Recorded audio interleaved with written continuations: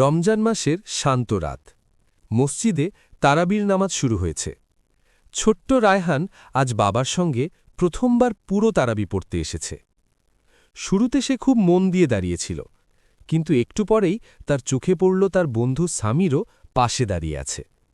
রাকাতের ফাঁকে রায়হান আস্তে করে সামিরকে হালকা গুঁতো দিল। সামির মুখ চেপে হাসি আটকানোর চেষ্টা করল। ইমাম সাহেব কিরাত পড়ছেন, আর তারা দুজন কষ্ট করে মনোযোগ ধরে রাখছে। হঠাৎ রায়হানের টুপি একটু বেঁকে গেল।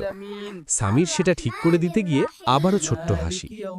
নামাজ শেষে বাবা মৃদু হেসে বললেন, আল্লাহর ঘরে দুষ্টুমি নয়, মনোযোগ দরকার। রায়হান লজ্জা পেয়ে মাথা নত করল। সে বুঝল, মসজিদে আসা মানে শুধু বন্ধুদের সাথে দেখা নয়, বরং মন থেকে ইবাদত করা। সেদিনের পর থেকে রায়হান আর দুষ্টুমি করেনি। তারাবির নামাজে সে শান্ত ও মনোযোগী হয়ে দাঁড়ায়।